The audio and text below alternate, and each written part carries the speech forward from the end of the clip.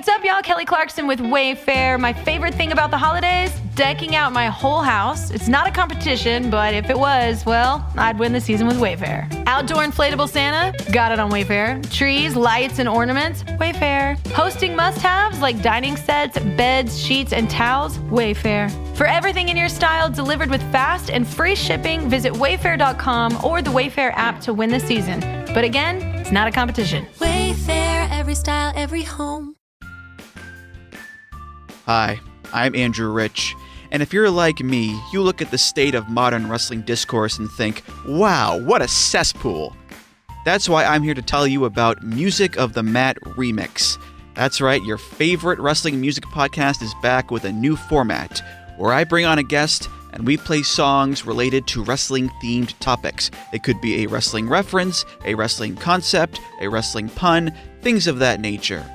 Now you might be saying, Andrew, that is a very, very tenuous connection to pro wrestling on a wrestling podcast network. Is this just an excuse to hang out with your friends and talk about music and ignore the rest of the wrestling landscape?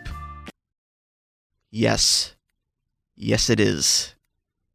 So listen to Music of the Mat Remix on the Voices of Wrestling Podcast Network, available on Apple, Spotify, or your podcast player of choice. Do you like wrestling trivia? Then check out the 5-Star Match Game, the Pro Wrestling Quiz Show. I'm Joe Gagney, and every episode, I grill 3 contestants with 5 rounds of power-packed wrestling trivia. We have over 30 evergreen episodes in the archives covering WWE, AEW, Japan, Mexico, and much, much, much, much more. Play along at home and check it out today. This podcast is a member of the Voices of Wrestling Podcasting Network. Visit voicesofwrestling.com to hear the rest of our great podcasts, as well as show reviews, columns, opinions, and updates across the world of wrestling.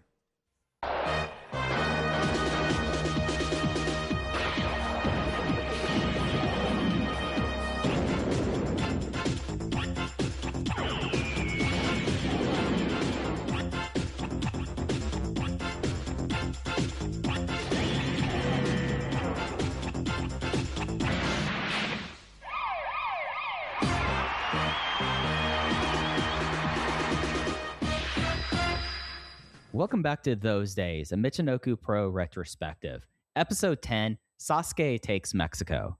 Those Days is brought to you by Open the Voice Gate and the Voices of Wrestling Podcast Network. You can find us in the Voices of Wrestling Podcast Network feed, or also in our own Open the Voice Gate feed, wherever you get your podcasts. You can follow Open the Voice Gate on social media at Open Voice Gate. If you would like to donate to the show, click the link in the show notes. It'll take you to our redcircle.com landing site. You click the red boxes that sponsors podcasting. You set up a one-time or reoccurring donation, no obligation whatsoever, but we would like to thank our previous donors. I'm one of your hosts. It's your old pal, Mike Spears, joined alongside your other host, Case Lowe. And Case, 1995 was where we ended the last episode, especially with the latest step in the now several year long Super Delphin and Sato storyline, where at this point Sato seems to finally be standing really tall as the UWF World Welterweight Champion, and it felt like, at least within our timeline, one of the real kind of like epoch-defining moments coming in early 1995 with that title change. Yeah, absolutely. You know, it feels like we closed out a strong chapter in this promotion, at least for the time being. You know, we had the goodbye of Jinsei Shinzaki in 1994, and that felt like the definitive end of an era. And now you have Sato finally coming out on top in the Super Delphin match, and that feels like another chapter closed. And we finally are going to go to Mexico for this episode, after episode upon episode of Great Sasuke is going to AAA. No, he's going to be on the AAA Los Angeles shows, though. No, he's going to EMLL. No, they're actually going to do Sasuke versus Delphin on an independent lucha show in Los Angeles. Well, he might be going to AAA. We are finally getting the Great Sasuke working in Mexico on this episode, and I am very, very excited to talk about all that entails. This is going to be a very fun episode, I think. Yeah, and by the end of this episode, there'll be a new name that has entered the Michinoku Pro canon, as we're going to have to figure out who this Doc Dean fella is by the end of today, aren't we? There's a lot of new faces coming in. I think that's just to look at this from a big picture perspective real quick. You know, on this episode, we're going to talk about the Bridge of Dreams 6-man from the Tokyo Dome. We're going to talk about 2 episodes of Michinoku Pro TV, and then we're going to talk about Sasuke going to Mexico. The thing that jumped out to me about the self-contained Michinoku footage, so the 2 episodes of TV, 5/14/95 and 6/17/95, the thing that jumped out to me was that I think everybody on this roster has taken a step up in terms of their in-ring quality. It's no longer a promotion that is being blindly led by Sasuke and Delphin. I think the bottom part of the roster, they've all really upped their game. And we're starting to see here, as we'll talk about the emergence of Doc Dean, we'll see Hanzo Nakajima in a prime position. We'll see Hoshikawa in a prime position.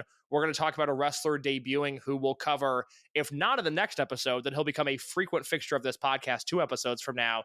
All of a sudden, the original core of Michinoku Pro, which has largely been the same since the very beginning in March of 1993, we're now seeing that change. The exit of Shinzaki, some injuries we'll talk about in this episode, and some fresh blood. And I think that's really exciting. I think this roster could use it. And, you know, it sets them up for 1996. And we all know what 1996 Michinoku Pro means. Yeah, and just thinking about how the roster is constructed and where 1995 kind of is in the landscape, this one especially, like as we go through the spring of 1995, and especially like these 2 shows that they had in Fukushima that we'll talk about pretty in depth, we managed to get nearly all of these shows on tape, which has been a really pleasant delight. It does feel like that the first few episodes, really probably up until the end of 1993, you had like a certain kind of pecking order and a certain level of expectation on what you expect from the roster. And then as it's gone along, we've seen people like Taka Michinoku step up and be online. We've seen Terry Boy and Shiryu step up and be online.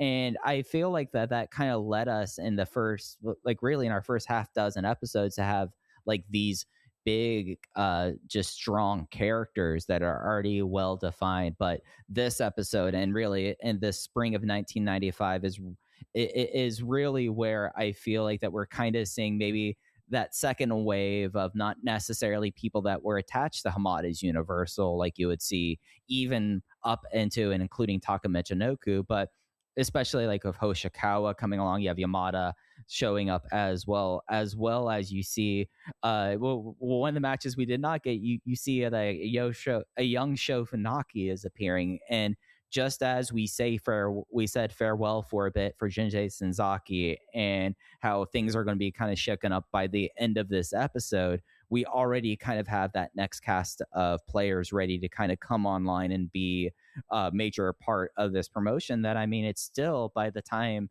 that we will finish this episode today, Kays, when you look at what the Michinoku roster, the Michinoku Pro roster really like stands at, you're still really dealing with like the same 10 people in a lot of ways. And it's nice to see your Nakajimas get another position and your Hoshikawas to finally really have their big coming out party and be strong members of this roster. It's not quite as extreme, but if you're going to draw the parallels between Michinoku now and what Toryumon would do 5 or 6 years later, this is maybe the closest this promotion gets to a T2P level of infusion, until in Michinoku when Crazy Max comes in 1998, and then you really see a complete transformation of the roster. But this is as much new life as we've seen so far through the 2 calendar years that we've covered thus far in those days. Yeah, and I would argue, given how this promotion has gone, like they're hitting these beats at the right point, and it feels like that it's an appropriate time to have Shoichi Funaki appear a whole lot, Hideki Yamada filling out your undercard, and that giving other people higher positions up the card. And I think that this is going to, by the end of this episode, we'll be staring down one of the more famous tournaments in Michinoku Pro history, and it feels like we're just barreling right towards it. And this episode is just the avalanche that keeps on building upon itself. It is. And so let's jump into the timeline. We are going to start with the Wrestling Observer newsletter going back to January 16th, 1995, as Dave writes about the announcement of the Bridge of Dreams show saying that the first official announcement of the Weekly Pro Wrestling 4-2 show at the Tokyo Dome was in the issue that came out this week. No matches were announced since as of press time they haven't been made. However, they said there would be 14 matches with 11 different promotions already confirmed as appearing and 2 or 3 other promotions being considered. Tickets would go on sale on 1/14. The situation as last report is that it would mostly be good working younger mid-card wrestlers from each promotion doing a match indicative of the group style, and there would be no interpromotional matches, as Sushi Onita would probably headline since he'll be one of the few superstars wrestling doing a barbed wire match, and Michinoku Pro would send their best six-man tag team match with Great Sasuke, Super Delphin, Taka Michinoku, etc. Other top stars like Riki Choshu, Akira Maeda, and Nobuhiko Takada may serve as referees for matches involving Japanese undercard talent as a way to focus the spotlight on younger guys each promotion wants to push. All Japan, New Japan, FMW, Michinoku Pro, Rings, WAR, UWFI, Pancrase, All Japan Women, JWP, and LLPW have all agreed to be involved with the show. There is a push, although no negotiations at all have begun, to get ECW involved in the show, which would be a tremendous feather in their cap as far as their image in Japan. When Bischoff was in Japan, he was asked about being involved, but they only wanted a Hulk Hogan versus Vader match from WCW, which he said they could have for the right price. However, the political problems in putting together that match in Japan are huge. You not only have to agree to have both New Japan, who holds the exclusive rights to WCW talent except for Vader per new contract, and UWFI, which owns Vader's rights, to agree to allowing it, but would also have to convince Vader to do the job, which Dave speculates he would do for the right price. More than that, unless WCW or New Japan buys out Vader's $35,000 per match contract with the UWFI, you have to convince UWFI to allow one of their top draws to do a job for Hogan, which is slightly less likely to happen during this time frame than Hogan agreeing to do the job. We could have had Hogan versus Vader in the Tokyo Dome, Mike. Yeah, and I think it's real interesting seeing how this show, in the lead up, how warm feeling at least it is, given what my personal history with this show is and the story is kind of surrounding it. Like, you have there's one promotion that is being mentioned here that, to my knowledge up until this point, was clearly never going to be involved with Bridge of Dreams and WAR, but Dave at this point at least seemed like that he was thinking that WAR would be involved. And of course, and real quick on that, so their beef was with Weekly Pro, and they had a relationship with them where Weekly Pro did not cover them.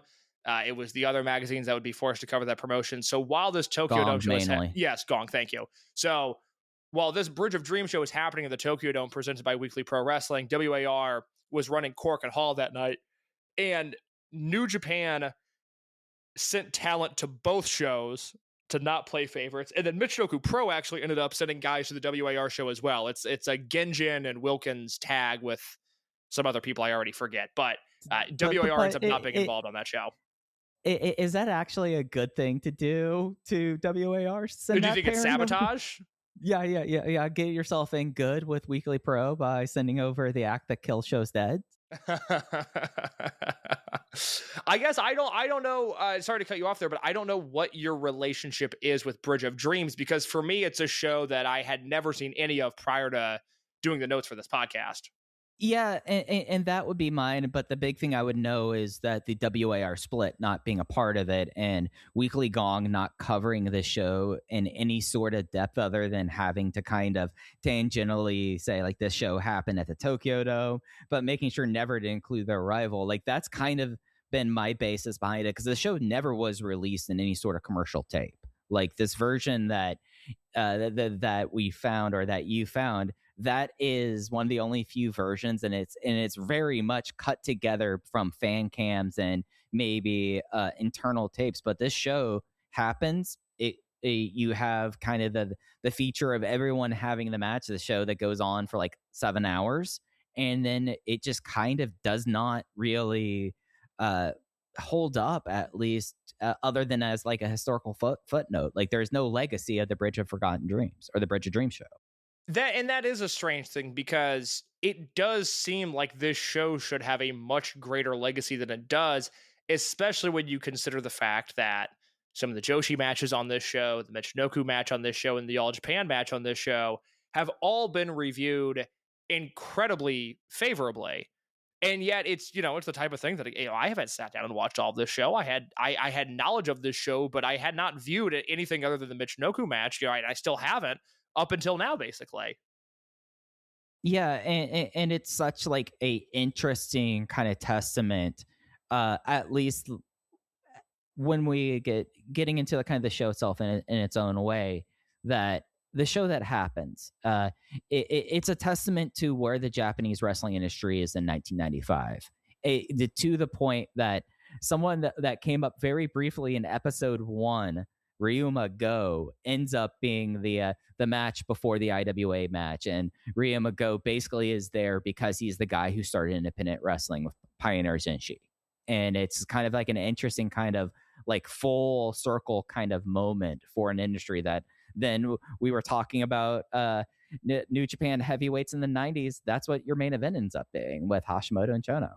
So that's why we're going to talk about this in depth to such a degree, because Dave writes in this first report that names like Hashimoto and Chono would not be wrestling on the show. And as you see, as we get through these other Observer notes, that will change as time goes on. We go to February 6, 1995 in the Observer, where Dave writes, at present, it has been announced that Rings, UWFI, Pangrace, PWFG, All Japan Women, JWP, LLPW, Michinoku Pro, FMW, New Japan, and IWA will be a part of the Dome show. It is largely believed that All Japan will be a part of this show as well, although that isn't official, and in doing so would break All Japan's isolationist policy.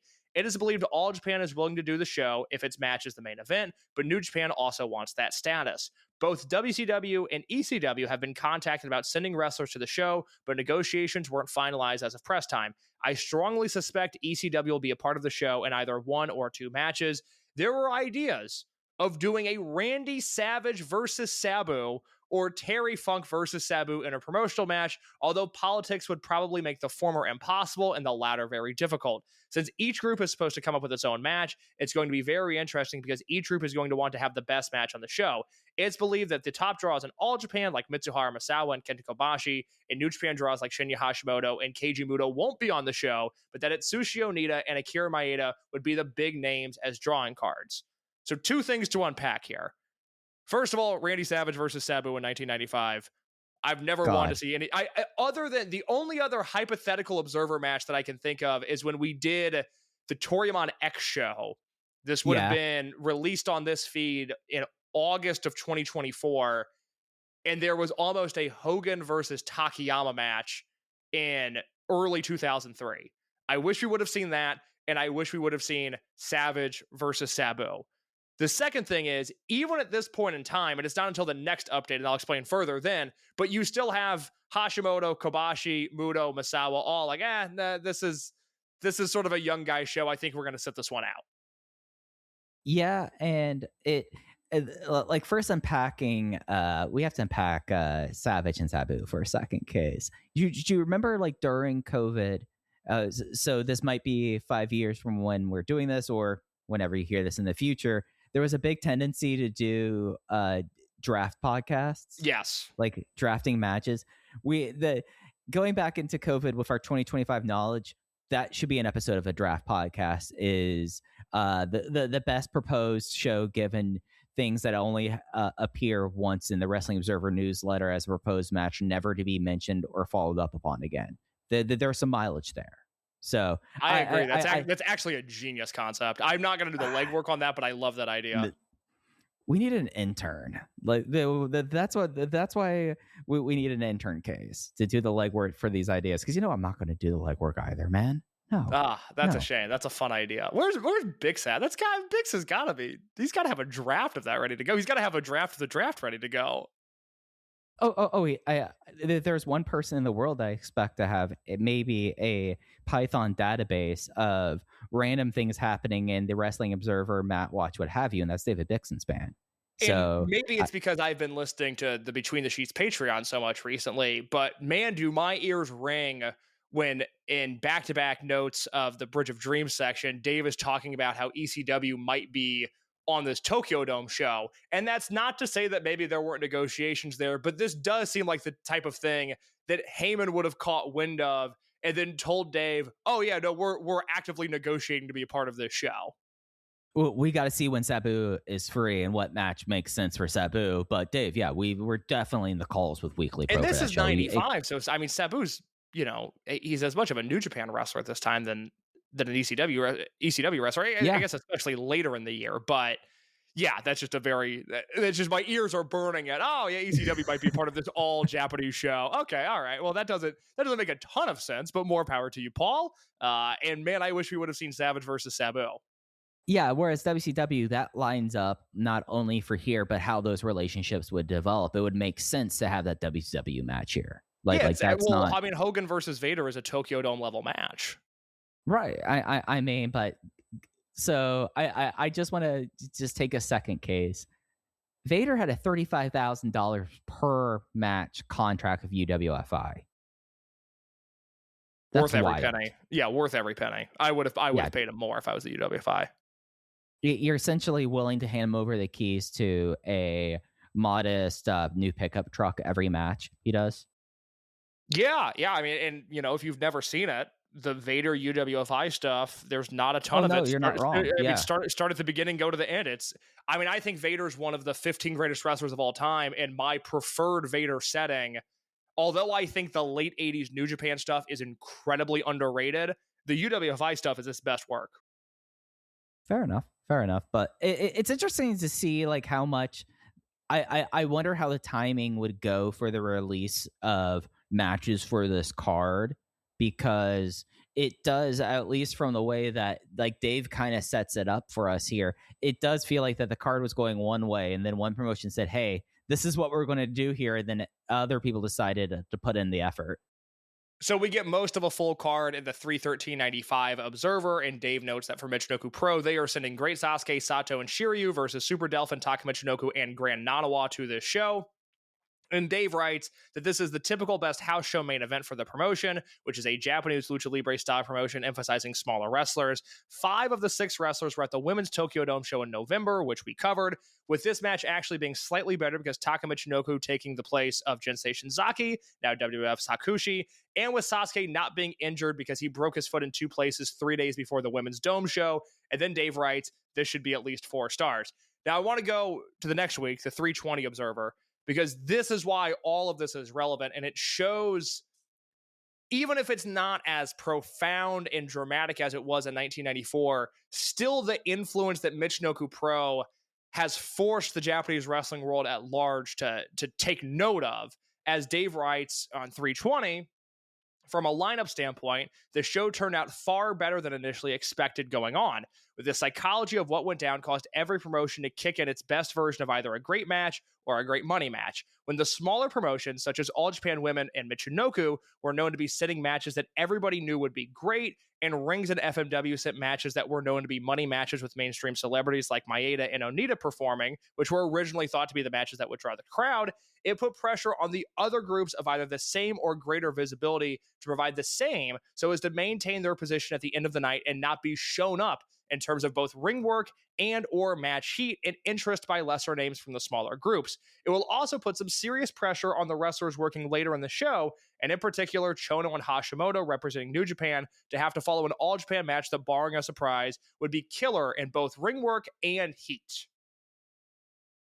So basically, Zenjo and Michinoku Pro said, hey, we're doing our touring match, and everyone else went, well, if they're doing their touring match, we can't really fuck around with this. And that's how you get Shinya Hashimoto main eventing this show. And that had to be like a real, like, well, we're going to have to go out here and really go with it, because the All Japan match before that, Holy Demon Army, Johnny Ace versus Kobashi, Misawa, and Hansen. And they go 30-minute time limit draw.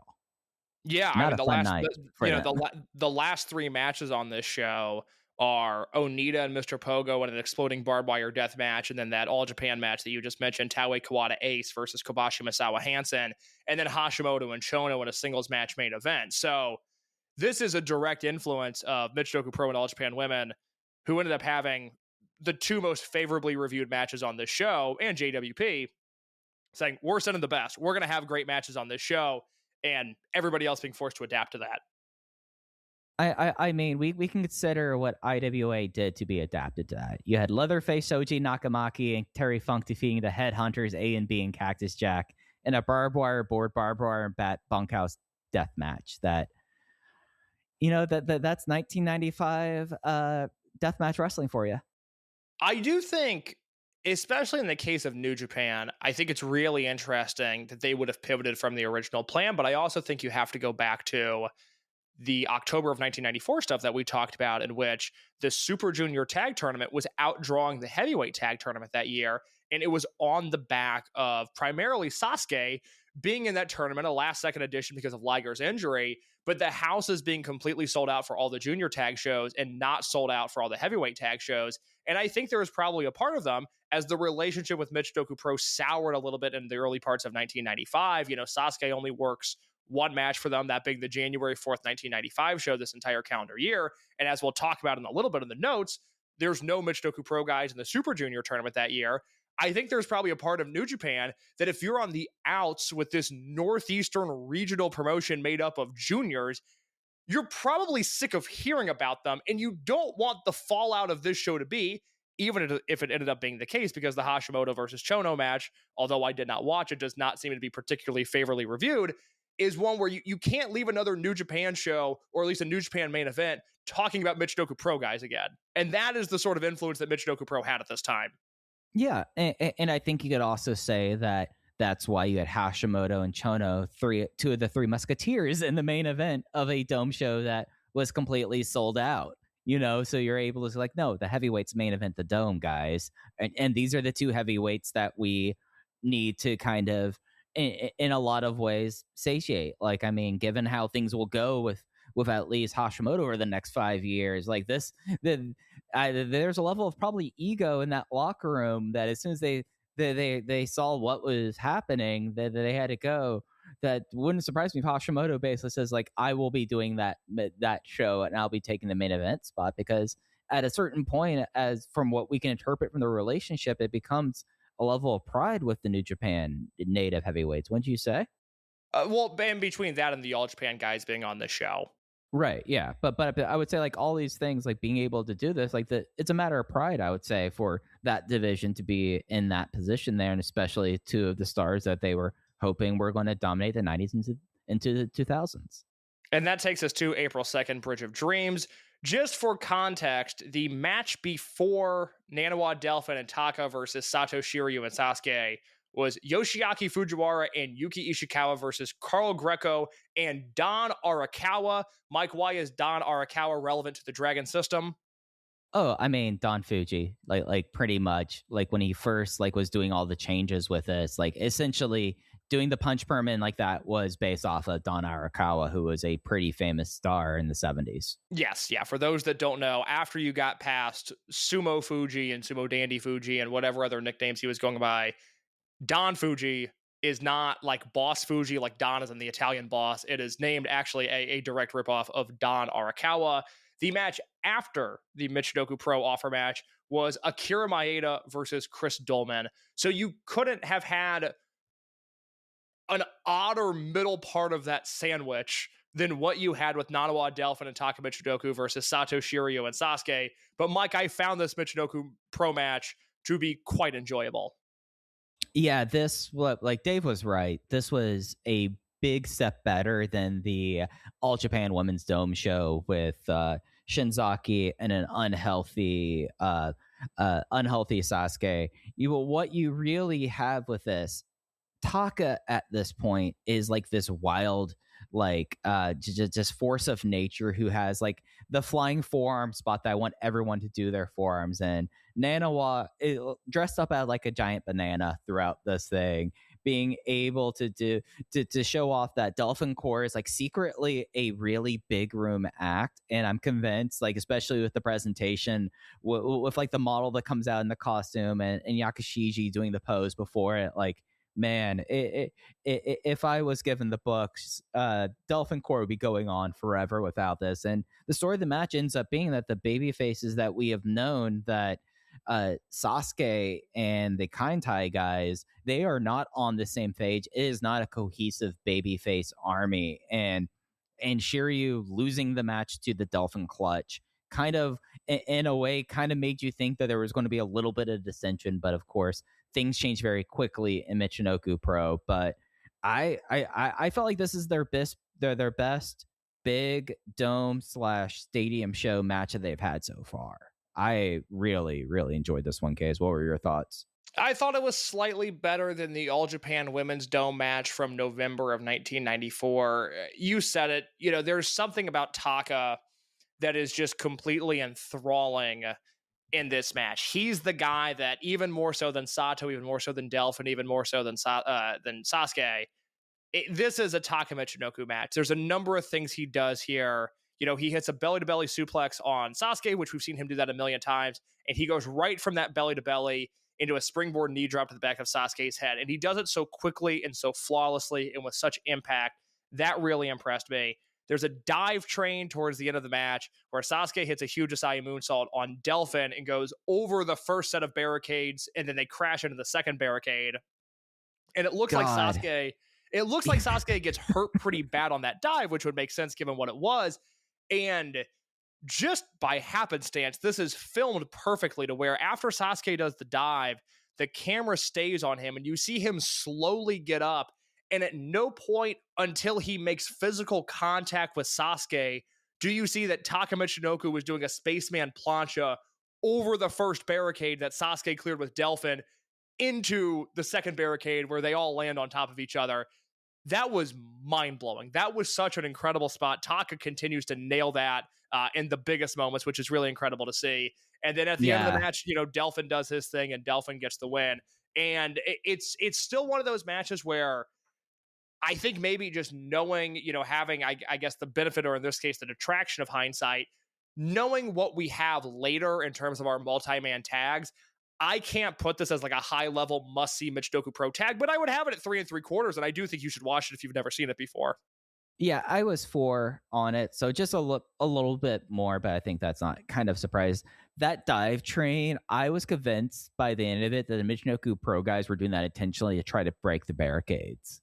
Because the way that Sasuke lands on his Asai moonsault, followed up by just out of nowhere, this Spaceman plancha, I know why people don't do Spaceman planchas. It's not as visually interesting as moonsaults or tornillos or tope con holos, but there is just something about a guy just flying in and just smacking you out of nowhere that I think is such an effective plancha or dive that it makes you kind of wistful that we are past the point where the Spaceman plancha isn't like the most devastating out of nowhere move in pro wrestling.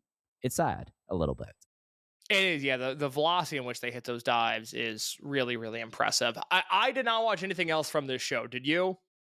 No, I did not have time for 6 hours of Ryuma Go. I did flick through the aforementioned IWA death match. Cactus Jack looked great in it. But it's Cactus Jack in 1995. You would hope that one of the best deathmatch wrestlers of all time in one of his career years would be putting forth that kind of work. I want to go back and watch the opening match on this show, the JWP offer match. Oh, yeah.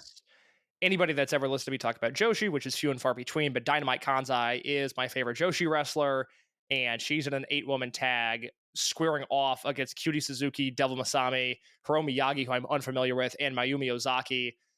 Those are all the 90s Joshi that I like pretty much in one match. I mean, obviously, match number 3, Aja Kong and Kyoko Inoue against Blizzard Yuki and Manami Toyota. Also very good. But that JWP crew is my sweet spot of Joshi wrestling that I really like. And so I'm going to go back and check that out. And then I guess, I mean, it's a Dave rated 4 3/4 All Japan 6-man tag. I guess I should go back and watch that. You would think I would enjoy that.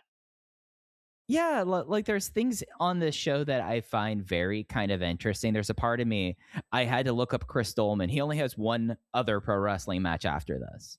So he gets murdered by Maeda. Then by the end of the tour, he's just flying home, completely done with pro wrestling, which I find fascinating. He's famous from something else. I think he was used as a semi-draw on this show, but I admittedly forget his background now that you ask me.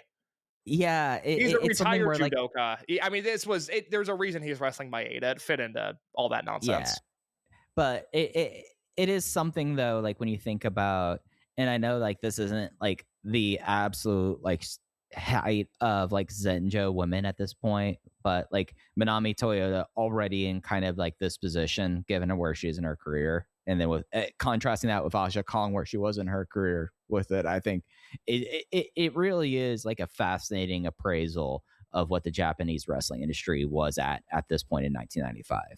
Well, you see it now as we close out 2025, where you see more and more shows like this, and none of them have the uniqueness of this show. I mean, a lot of the times now it's, I don't know, they're pretty drab. I do not look forward to interpromotional shows like this. No, and I feel like one of the things that has drastically changed in the 30 years case is like the fact that you have the JWP match, you have the LLPW match, you have the Zenjo match, you have whatever Ryuma Go's Indy is called at this point's match, you have the IWA match, and you can go on down the card. And instead of it being a situation where it's like, okay, we want to have all the stars, all the aces on one side and all the bad guys on the other, that is, I feel like it has lost all meaning over the years of like the All Together shows, the United Japan, JPWA, like all the ones that have come after these kinds of things.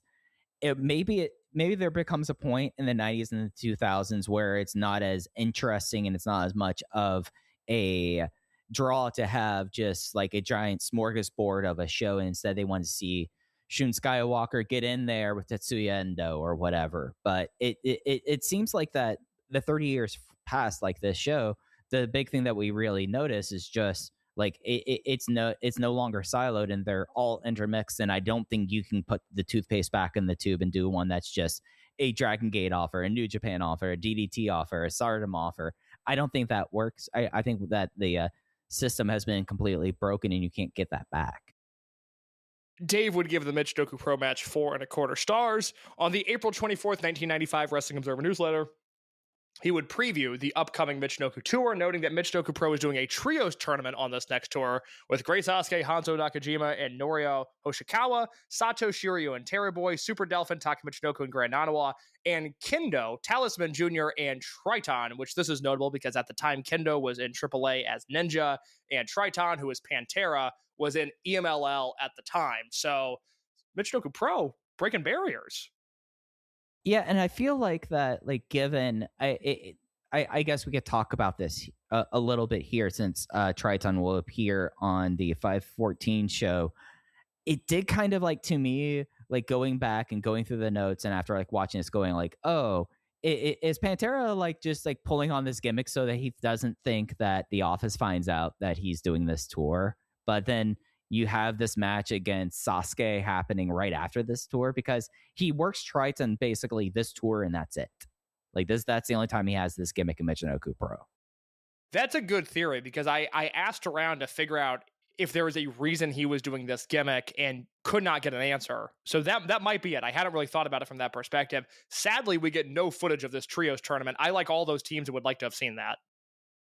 Yeah, no, especially given the performances that he would have on the other shows of this episode, would have liked to see more of Hoshikawa teaming with Sasuke and Nakajima. I really would have been into that. I agree. We get bad news on May 12th as Sato breaks his leg and will be out of action for several months. That also means that he is forced to vacate the UWF Super Welterweight title that he just won from Super Delphin in March. And that takes us to the May 14th, 1995 TV of Michinoku Pro. Yep, they are in Fukushima for this show. It's across 2 episodes of Champ Forum, so you actually... you don't get the shows all in order with the way that they kind of edit these all together, but you do end up getting all of the matches on the show. We will review this case, I think, just in chronological the order. air. I'm sorry, in the airing, yeah. The airing order, just so that to kind of like do this. But this was from Koriyama Central Hall, a announced attendance of 840. And the first match that we see from this show, it is clipped, is Kendo versus Talisman. Kendo ends up defeating Talisman with a Hurricane Rana hold here. First time I've ever seen Talisman, and it by the end of these shows, he is not a Poleto Suicida. He's not a Superboy, but he felt like a part of the promotion like throughout this, and it felt like at least throughout the tour, it seemed like that Talisman fit in very, very well with the promotion. So the coming out of this bummer match. is he is a Mascara Mahika who popped up a little bit in 1994, and I like that gimmick a little Okay. bit. Yeah, right. So he Yeah. had worked Yeah. Michinoku before. He fit in. I like the other gimmick more than the one that he worked here. And I'm kind of bummed out by this match because I like him and I like Kendo, and then I thought they had sort of a nothing singles match. It was really kind of understated and played the technical aspects, didn't it? A little bit. There's a spot where they rip off each other's mask and they put on the opposing guy's mask, and I was hoping that was going to lead to something other than what it led to, but they just kind of did the spot and then ended up trading mask back, and nothing really. And there wasn't even a comedy payoff to it. There was not any payoff whatsoever, and I found the whole thing to be a little disappointing, which is especially disappointing because we don't get a ton of Kendo, and when we do, I like seeing him at a high level, and I just don't think that was what happened here. Yeah, like if I was Sasuke here, that's not where I would put these two guys in. I want these two with like, okay, you put Kendo with Sekigun and you put Talisman with either Kai and Tai or Dolphin Core, and I feel like that in these kinds of appearances they work better when they're more of a coherent part of the roster on the show, or feel like that, versus just kind of having this exhibition match, because I totally get your sentiment from that. I would agree with that. On the champ form, which by the way, new openings to champ form on this episode. Did you pick up on those? No, but I never pick up on that sort of stuff. Oh, it's one of those things that I keep my eyes out for, different different production elements and promoting of whatever sports leagues that Gower has at that time. But we go to promos with Nanawa and Taka, and then Sasuke and Hoshikawa, basically building up this next match, which is the Dolphin Core of Taka Michinoku and Grand Nanawa versus Sasuke and Nahiro Hoshikawa. Sasuke got the win in this one with the avalanche double arm suplex hold. But the real story of this match, Nahiro Hoshikawa, welcome to those days. I thought he was great in this match. And after having to watch 8 episodes of Hoshikawa, either in Wilkins matches or just not doing really much of anything, boy, was it nice to see, like, just out of nowhere in this, like, it ends up being the semi-main event on the show as it was being filmed on the day of, but he felt like he kind of stepped up into kind of a big position, given that Sato's injured. He's kind of next one up, and I thought he had probably his strongest performance in Michinoku Pro as of this recording in this match with Sasuke. I thought he was phenomenal in this match. So this is, to this point, one of the best matches that we've seen. I feel very, very strongly about that, especially if you're just doing Michinoku Pro proper and you want to factor out maybe some of the FMW stuff or some of the Super Junior stuff. This is on the level as the December 1993 Sato versus Delphin match, the 6-man tag with Onita in December of 1993, and the Sasuke versus Taka match from December of 1994. The only thing that I would definitively have above this match is the 6-man tag from the Cork and Hall show in February of 1994. But I think this is one of the best matches that we've reviewed so far. I was completely blown away by it. Hoshikawa, you're right. There's 2 coming out parties on this episode. Hoshikawa, far and away, steals this match and was absolutely phenomenal in it. And I think, like, the thing that there has been an issue that if we're going to critically analyze Michinoku Pro to this point, the things that really are to the promotion's detriment now in 1995 are when things don't feel like they are a part of Michinoku Pro, and it feels like that, oh, Genjin versus Wilkins doing this kind of brawl just stops everything and kills all momentum on the show because you have 10 minutes of them just fighting in the crowd. Awesome live. Does not come across great on tape. And then when you have like attempts of other styles of wrestling that do not really accommodate very well to this, Hoshikawa quietly for 2 years was kind of having matches on the undercard, not being taped a whole lot.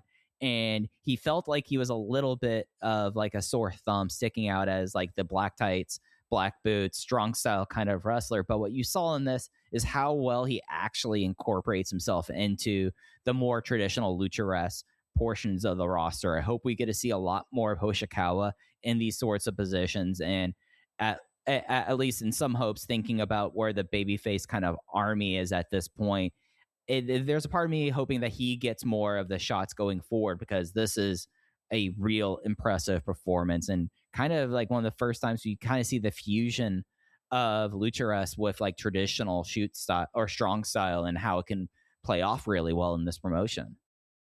One of the things as we go along here, because we know how this story ends, we know the faces that leave, the faces that stay, and the eventual loss of luster in this promotion. So one of the things that I'm looking for as we go through this is specifically Hoshikawa and how he is handled up through January of 1999 when he leaves for Osaka Pro, because you and I know that just through watching this 93 and 94 footage that he has a lot of potential. We know the reputation that he develops later through Osaka Pro and 0-1 up until his unfortunate and untimely injury that ends his career. What is happening in the mid 90s with him and Michinoku Pro? Because he does stick out. He is so aggressively not a Hamada style student, but there is something to his work that is really, really exciting. And this is the first time that we see him really fully implement it into a match with Nanawa, into a match with Taka, where he looks like if you were going to throw him into a 6-man tag and, put Sasuke and Shiryu and Hoshikawa together against Nanawa and Delphin and whoever else, that it would work, that it would make sense, that this could be the start of a great Lucharesu duo or trio or quartet, however they'd want to book it. And I don't have the knowledge of whether or not that happens and Hoshikawa ends up failing in that position, but I do know on this night that he passed with flying colors, and this is one of the best Michinoku Pro matches in their history at this point. Yeah, and it's also on the other side, Taka keeping up the momentum from the dome. He just goes like he is someone at this point of his career having the reckless abandon, and like having just like no fear whatsoever, and go like, oh no, I will go flying into these chairs and take a gross bump. It's all right, we're going for this. And it provides like a different kind of element to the Dolphin Core side that we're kind of experiencing through this episode, kind of the growing pains of this kind of unit and where it's at, and like their position kind of as heels, but now more and more not appearing as such. And it provides a real interesting foil to someone's coming out party, I feel like. There's a sequence of moves here in which Hoshikawa hits Taka with a gorgeous tope suicida. It's gorgeous in how violent it is, because it's a really reckless looking move where he goes full speed. He looks like he kills Taka on the dive. That's great. Sasuke then follows it up, Asai moonsault to Nanawa. Taka gets Hoshikawa back in the ring. He goes to do that springboard knee drop to the back of the head that I referenced earlier, but he slips on the top rope. So he falls into the ring, but uses his momentum to just run across to the other side and then do the springboard knee drop properly. That's on Sasuke. And then he grabs a hold of Hoshikawa, goes for the dragon suplex, but then ends up eating a springboard drop kick to the back from Sasuke, who, much like Taka in the Dome match, diving onto Sasuke came out of nowhere. The way the camera shoots this, you don't see Sasuke until he's midair about to kick the back of Taka Michinoku's head. All of that stuff I thought was so brilliant. I was so into that. 4.25 stars for me. Absolute essential viewing for the coming out party of Hoshikawa here. Absolutely. I was 4 flat on that.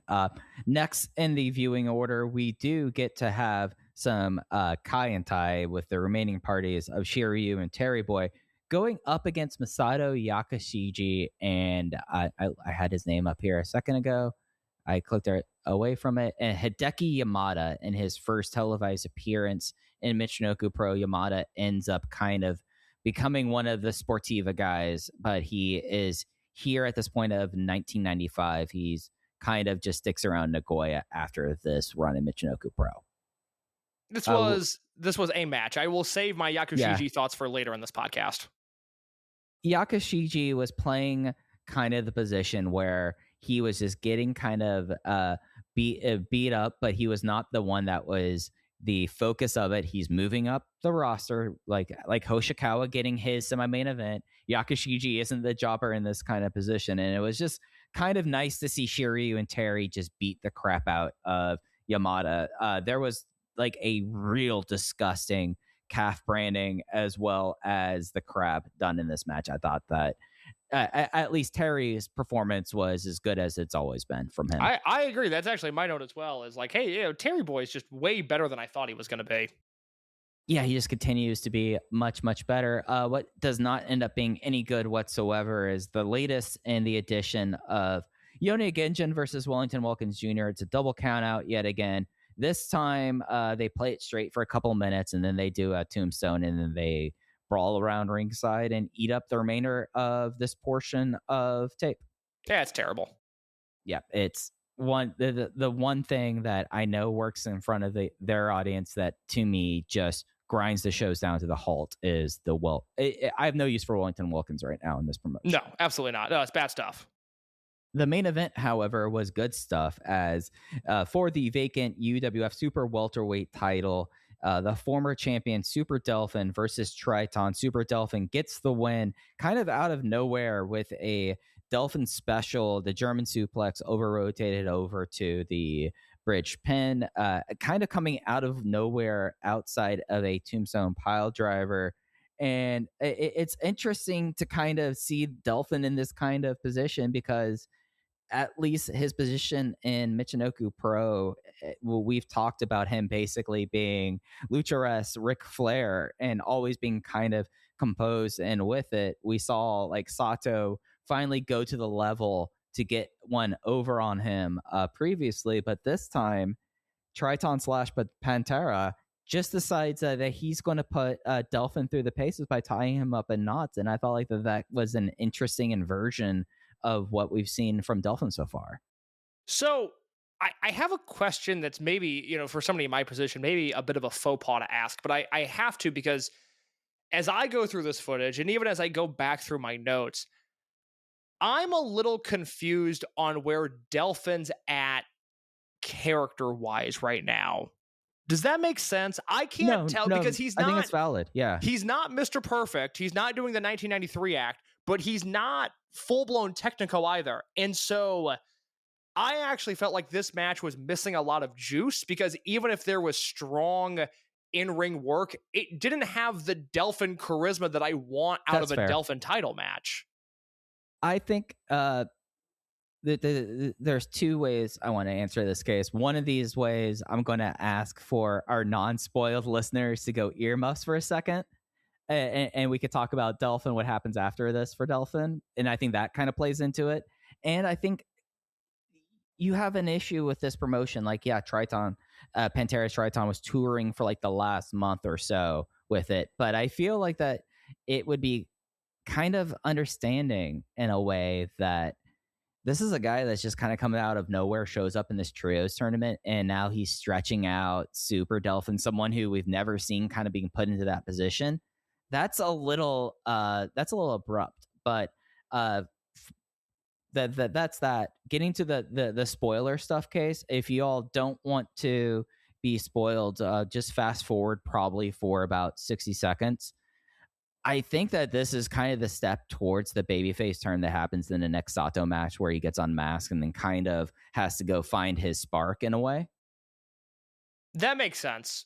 Again, we're just such a far cry away from him and Wally Yamaguchi and Shinzaki, but I also don't know if they're sticking the landing on some of this. And I really like Pantera as a wrestler. I really like Delphin as a wrestler.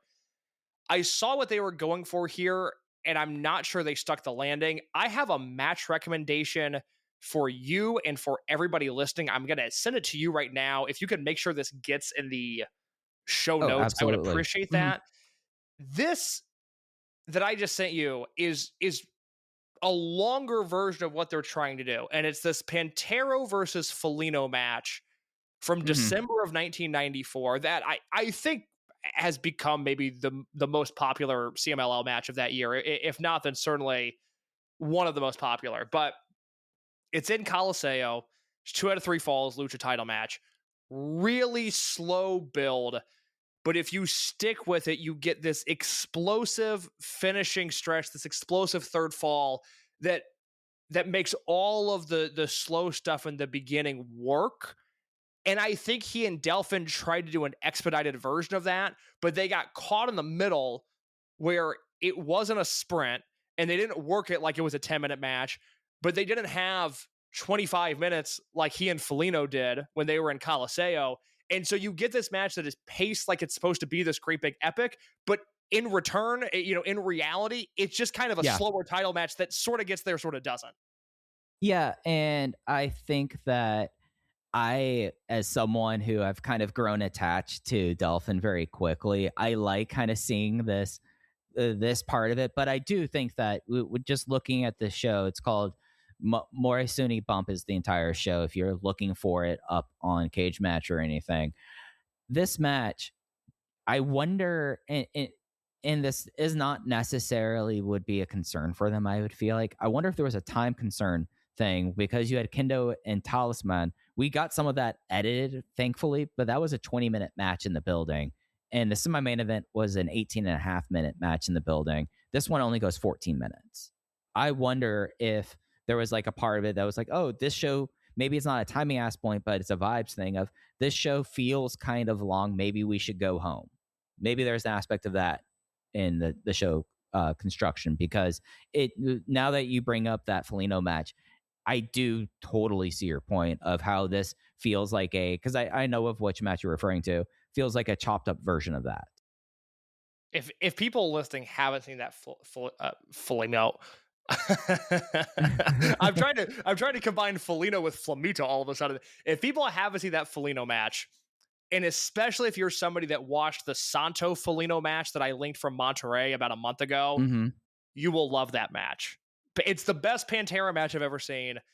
It's the best Foligno match outside of that Santo match that I love so much. That match is incredible, and I think he and Delphin were trying to do that, and they had a bunch of matches. I mean, you got to remember, this is a feud that defines really Hamada's Universal in 92 and 93. They had wrestled multiple times for this exact title at this point. So that's also the tough part when you try to contextualize what this match was, is on one hand, you're right. It's weird that this character that some people might know as Pantera, some people might not, is coming into this promotion and going head to head and nose to nose and hold for hold with Delphin, who is this almost immortal like wrestler in this promotion. But they could also lean on, well, they've wrestled so many times in Universal, but then you're targeting Tokyo fans versus Northeastern fans. The whole thing is sort of a logistical mess. And in the end, you get a match that is good, but a match that should have been much better.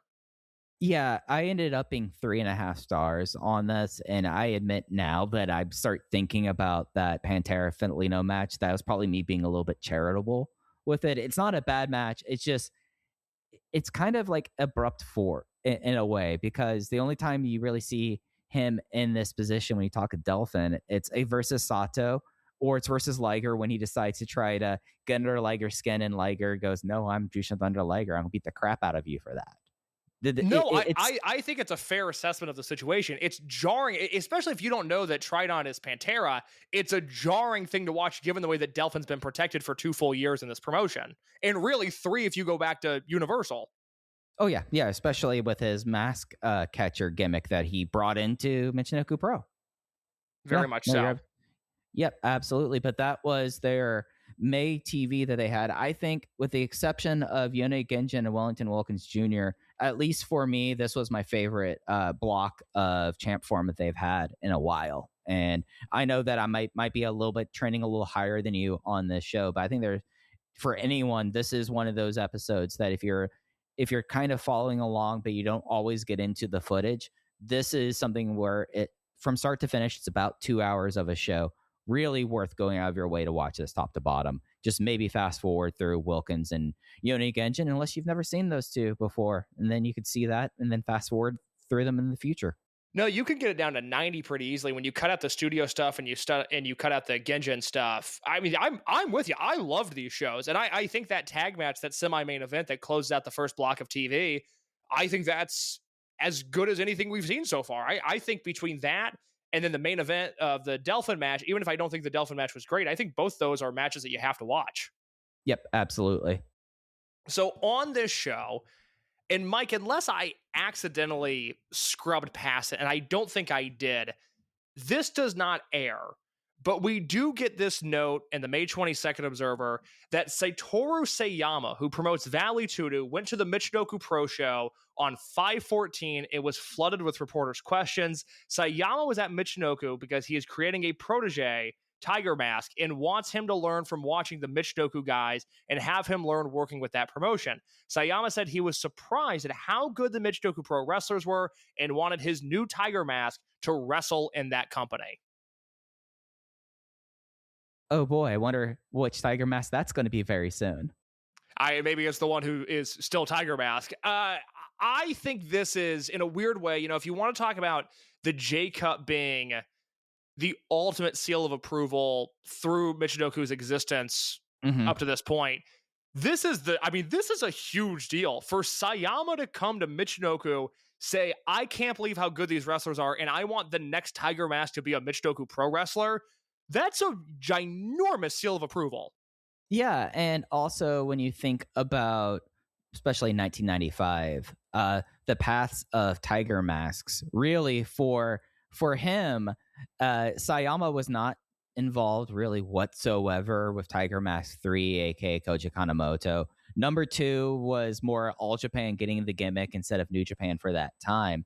This was a big deal that Sayama, who in a lot of ways within the professional wrestling industry, as soon as UWF kind of takes off, that is it for at least where his fingerprints goes. He goes that UWF route.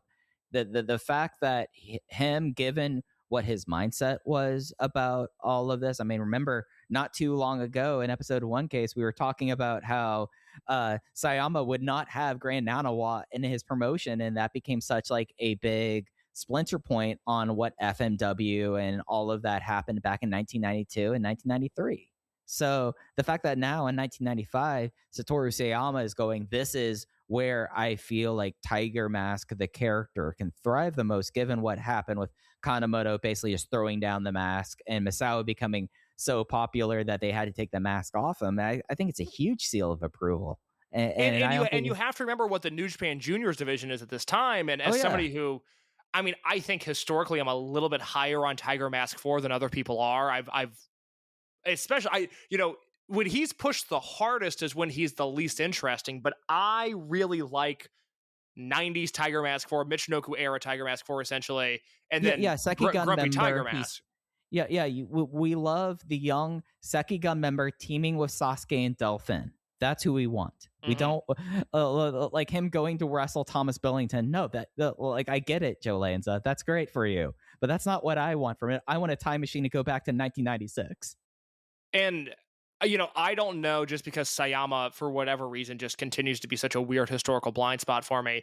I don't know what his relationship is with New Japan at the time. I would assume it's not good, but I bring up that juniors division because if you were going to pluck, or if you're going to drop your pupil into a division, 90s New Japan juniors would be a pretty good place to start. But Sayama's choosing Michinoku Pro instead. I find that to be incredibly interesting. Speaking of New Japan, Dave has this in the Observer. This is the same May 22nd, 1995 edition, in which he's talking about the top of the Super Juniors tournament, which will be a round-robin tournament taking place 6/23 to 7/13, with a championship match in 7/13 in Sapporo. They've already announced 8 of the 10 participants: Wild Pegasus, Dean Malenko, Brian Pillman, Alex Wright, Koji Kanemoto, Shinjiro Otani, Noria Honaga, and El Samurai. Originally, they wanted to bring Jushin Liger back, but he's not going to make it quite in time, although he should be back this summer. Black Tiger canceled the tour because his wife was supposed to give birth during that time period. Besides not having Liger and Tiger on the tour, the tournament is hurt by no outside promotion Japanese talent. In particular, guys like Great Sasuke, Super Delphin, and Taka Michinoku from Michinoku Pro, which made last year's event so spectacular. And I just think that's worth noting there that at this point, New Japan and Michinoku are on the outs. Hey, what's up, y'all? Kelly Clarkson with Wayfair. My favorite thing about the holidays? Decking out my whole house. It's not a competition, but if it was, well, I'd win the season with Wayfair. Outdoor inflatable Santa? Got it on Wayfair. Trees, lights, and ornaments? Wayfair. Hosting must-haves like dining sets, beds, sheets, and towels? Wayfair. For everything in your style delivered with fast and free shipping, visit wayfair.com or the Wayfair app to win the season.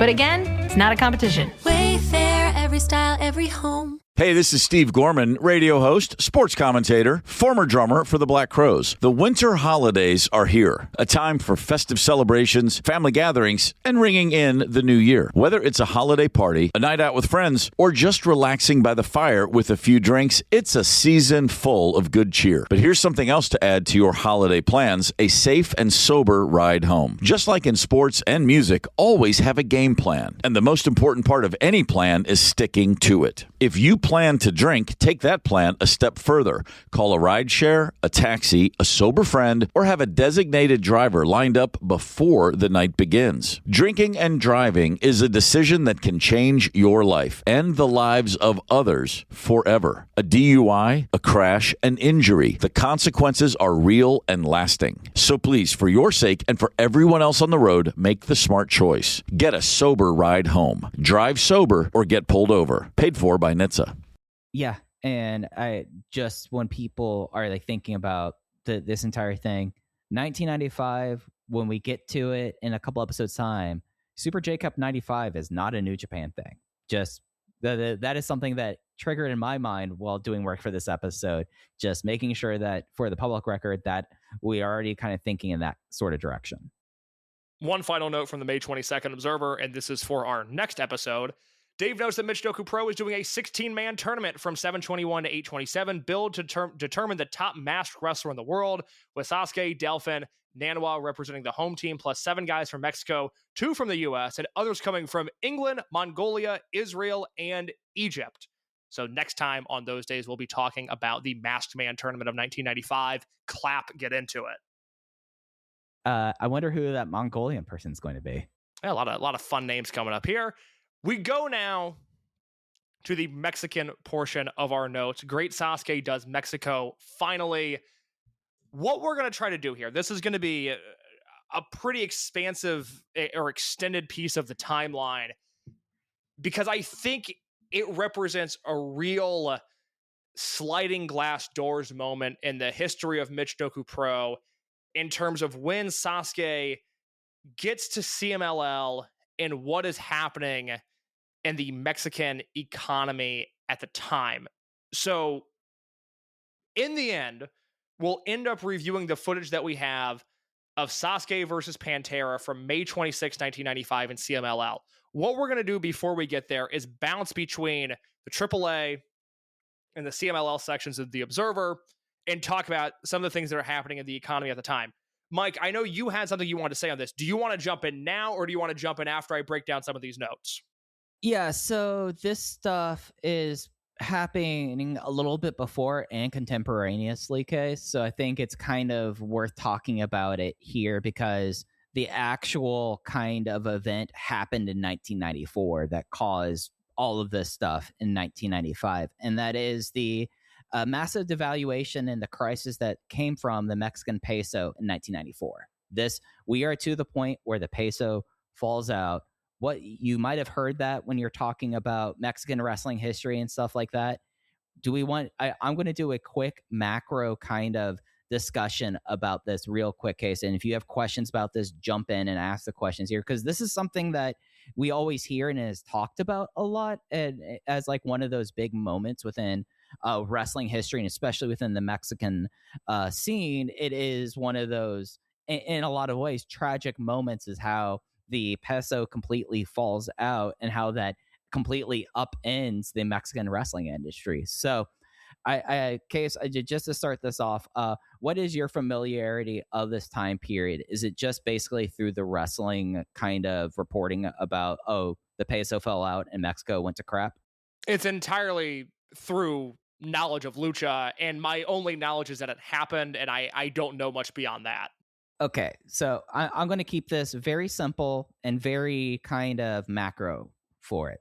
There was a presidential election in Mexico in 1994, and in the lead up to it, he wasn't the actual candidate. He was term limited, but basically Mexico has had one political party, a lot like Japan, kind of dominate the politics and the government for essentially since the Porfirio Diaz days.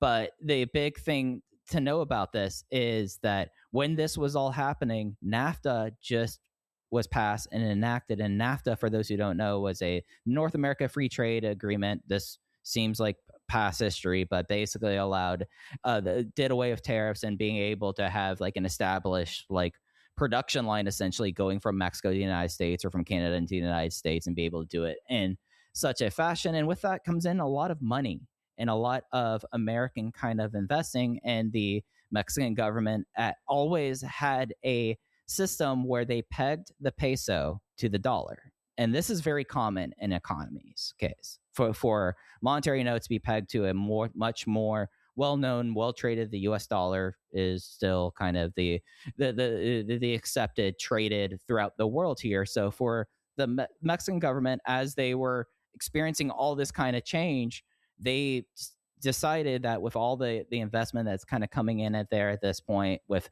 more and more issues happening leading up to this election, the peso starts to devalue because they lose the peg from the United States. And then all of the foreign investments, especially Chase Bank, had $1.5 billion in Mexican securities. Why did they have that? Because you could invest in Mexico because of this administration and get paid in dollars. So a lot of American government business went into this. 1994 was a very a dramatic period in Mexico. In case you maybe have heard of the Zapatistas. I'm a big Rage Against the Machine fan, so I'm very familiar. Yeah. So the Zapatistas in 1994 declare war on the Mexican government as of this NAFTA kind of thing happening. Consumer confidence in investing in Mexico goes out the window, and Mexico's peso, it goes from being like within like a certain like range, a comfortable range of the pegging, to basically gets devalued within the new president's election day, 15%. They decide to float the peso, which means it's no longer kind of attached to something. It's no longer traded within a accepted band. And then it drops another 15%. So the value of the peso depreciated essentially about 50% over a period of a week. And that's how they ended 1994. Tough spot to be in. Do you have any questions about that? Did that make sense? No, that was actually quite succinct and very interesting. So on the wrestling side of things, we're going to go back to the January 23rd, 1995 Observer. Dave in the AAA section is talking about how, and at this point, we're 2 months removed from When Worlds Collide. And the idea was that there was going to be another one of these pay-per-views in April. It was likely going to be in Milwaukee, tied to a WCW pay-per-view happening in Milwaukee that same weekend. Dave would elaborate on why Milwaukee was a terrible location for it at another time. But the idea was that they were going to do a follow-up to When Worlds Collide in April. But Televisia, who at that time was the owner and operator and essentially the company behind AAA. Is that a fair explanation of that relationship at the time? I don't want to misrepresent that. I am certain that Cubs and others would probably be able to well define it. But from my understanding, when AAA launched with Antonio Pena and the loose Antonio Pena promotions kind of thing, AAA, I thought was actually the name of the TV show that Televisa as an investor had. You're right, because we'll talk about Televisia collapsing here in just a little bit and what that means for AAA. But Televisia failed to secure a contract with IWC and WCW for an April pay-per-view. And Dave writes, and again, this is January 23, 1995, AAA doesn't realize it yet, but it will need the U.S. market this year. It didn't last month or last year. At that point, the U.S. was just gravy, and the bulk of their business was Mexico. But with the economic straits Mexico is in, they are most likely going to have a very tough year at the gate in 1995, no matter how creative Antonio Pena's booking is. Just as many blame the death of Bill Watts Mid-South Wrestling on the collapse of the oil industry, which may not have been the only reason, but was a significant one, this is the same situation, only multiplied tenfold. To understand the economic situation in Mexico, An upper middle class family by Mexican standards had the purchasing power before mid-December of an American family that earned $250 per week. A lower middle class family maybe $100 to $150. With the peso devaluation, because such a large percentage of the goods and food is imported, that's more like $150 per week today for what was considered an upper middle class family, and $60 to $90 for lower middle. While disposable income was exceedingly tight going in, the large crowds AAA sometimes drew was a real testament to how over pro wrestling still is and was, and business last year declined greatly from its peak 3 years ago. But now that income is non-existent. When people don't have enough money for food, no matter how strong the wrestling product is, wrestling tickets aren't going to be high on the priority list. Wrestling tickets, which are priced for regular shows from $17 down to $8, are hardly inexpensive considering the average wage, and most feel 2 or 3 months down the road, the next stage of this crisis may be greatly increased unemployment because the merchant's business will go down and won't be able to carry as many employees. So Mexico is only beginning a vicious economic cycle. Since dollars are worth so much more than pesos, and since Americans of Mexican heritage are so much better off financially than their Mexican counterparts, it is far more beneficial and important financially for AAA to establish more of an economic base in the United States now before the problems get worse, similar to what WWF has done with more frequent Europe tours to carry its weak American business.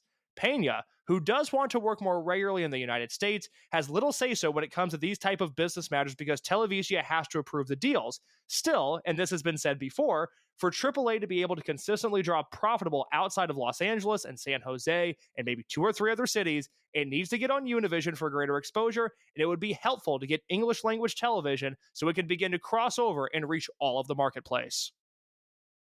Boy, Case, that is a story that they say that it's not the history repeats itself. It kind of rhymes. You take out some of those words and some of the things here. Doesn't that awful lot sound like what we have heard about the Japanese wrestling business monetarily over the last 24 months? Completely.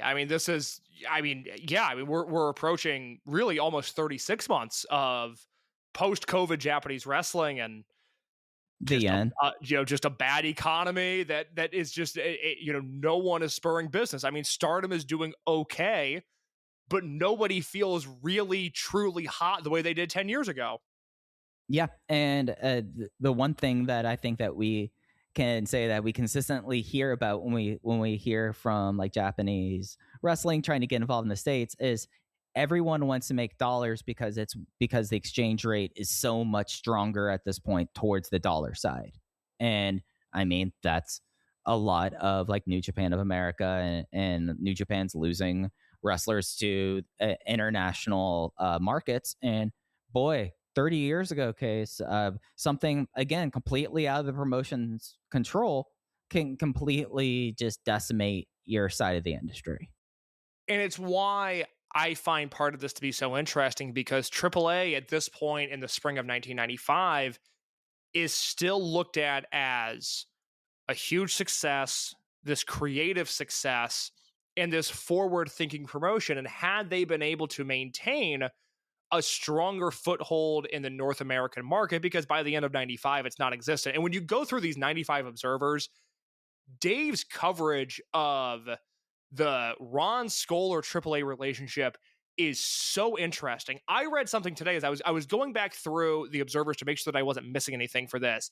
And there's a whole part, I've never heard anybody talk about this, where Ron Skoler had allegedly convinced Eddie Guerrero. Skoler had bounced from AAA to CMLL and was going to help CMLL run in the United States. And part of that was getting Eddie Guerrero to jump from AAA to CMLL.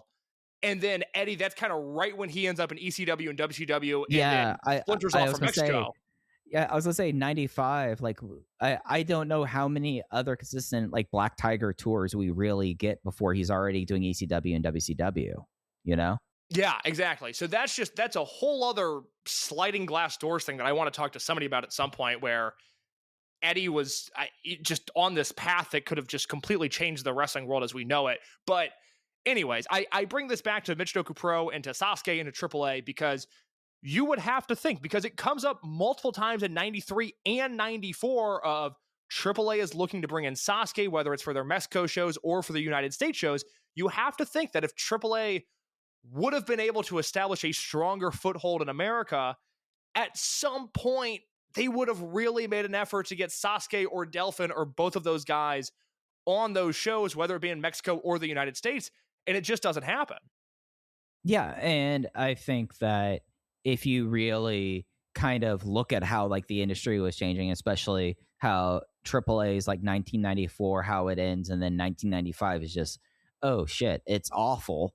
Like maybe if things really picked up and that they were able to establish those kinds of markets, like if you were to ask me in 1994, outside of Los Angeles, San Jose / San Francisco, where I'd be looking at if I'm talking about those kind of guys, wouldn't you be looking up towards like Seattle and the West Coast too, and trying to go Seattle, Portland, and those areas as well as You would potential think. places? Yeah, absolutely. Yeah.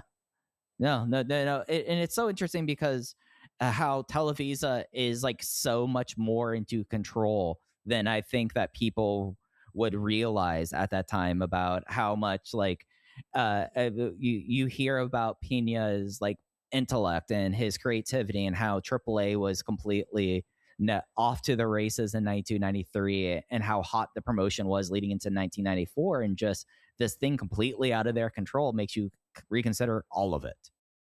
February 6, 1995, this is in the EMLL section of The Observer. Because of the economic situation, the promotion announced that the only foreign wrestlers they were planning on using in 1995 are Corazon de Leon, Chris Jericho, Black Magic, and Vampiro. Newspapers have reported Promel making offers, and that's Antonio Pena Promotions, making offers for both Magic and Vampiros, with rumors of AAA going after Corazon. I only bring this up because Sasuke comes in May, and I find that to be very interesting. Also, this from the 3/13/95 Observer in the AAA section. Dave says there is talk of another Japan tour in April or May put together by Black Cat, which would mean with New Japan and include the Japanese debut of Octagon, probably to form a tag team with Great Sasuke and Rey Mysterio Jr. This tour does not happen. There's no New Japan AAA tour in 1995. Rey ends up debuting later in 1995 for WAR J-Cup show in a non-tournament match. I've never heard anybody else talk about this Octagon Great Sasuke tag team that Dave is talking about. I would love to know what's happening there, but it's just one of those things that comes and goes. Yeah, I think it's a thing that Octagon was supposed to be a karate man, and then Sasuke is a literal karate man. I think that's... I guess. Well, we talked about this last year. Is that it? Now remind me, because I forget, because we record these episodes so far apart. When Sasuke does AAA last year, is it Octagon that he shoots the angle with that never makes TV? Right, yeah. Yes. Fascinating.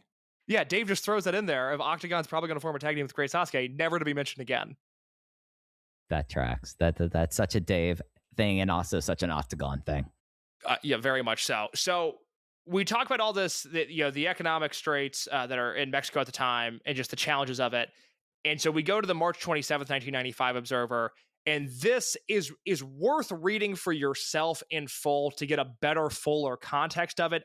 I'm only going to read a little bit of this story, and it's about Televisa, the corporation that owns AAA, going under and AAA being forced to pivot their business to another promoter, essentially, in which Dave writes, since the company is having to run solvently rather than having the massive Televisa company to underwrite losses, you can expect budget cuts. Already, they are going to do less flying of the wrestlers and more wrestlers going to cities further away by bus or car. It's probably inevitable that the trappings of the house shows, and in particular the ring entrances, will be less elaborate than they had been in recent years. The number of shows run probably won't be initially affected, although the economy has already caused that aspect of business to take a substantial hit. The group will continue to run an average of 2 major shows per week for television tapings on its own. Pena will also promote his own house shows under either the Promel or ProDayar banners, and also supply talent for local promoters for their own circuits, as has been the case all along.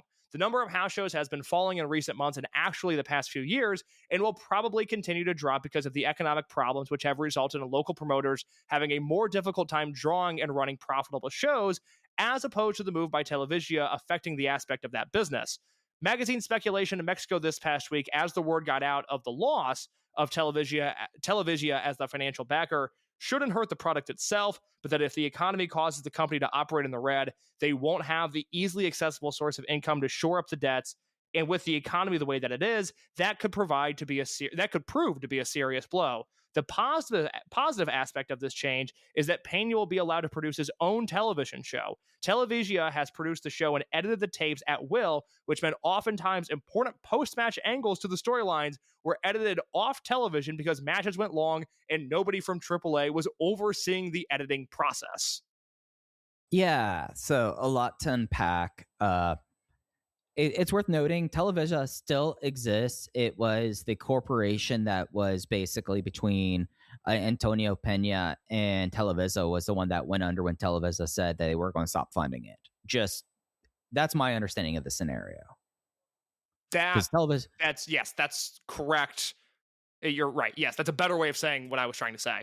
Oh, I'm just trying to kind of piece it together. No, you're right. You're right.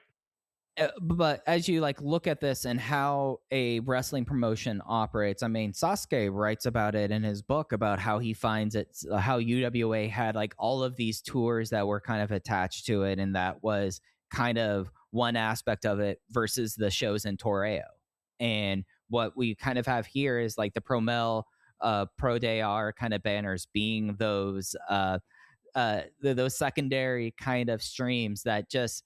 When you think about this time period, it does AAA did not really seem like that they were doing those shows. It felt like it was almost exclusively a TV product. Mm-hmm. And just I don't know where the TV goes really quickly, because obviously it was not it was a big step back, as it was a step back for the entire Mexican economy.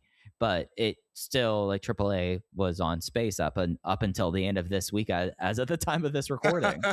So it was not the taking them out at the knees at the worst possible time that it could have looked like. And certainly I have to imagine in 1995, if I was Antonio Pena or really any of the power brokers around pro wrestling, I would be looking over into Mexico with just kind of I don't know if I want to make any long-term plans in that direction.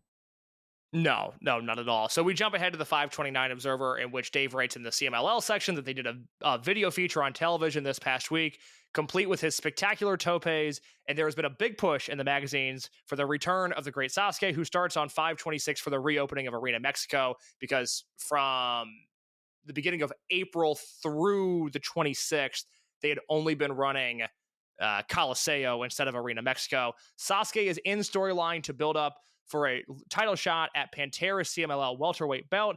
Actually, he's there to look for new, younger wrestlers he can bring into his promotion for his World Masked Man tournament.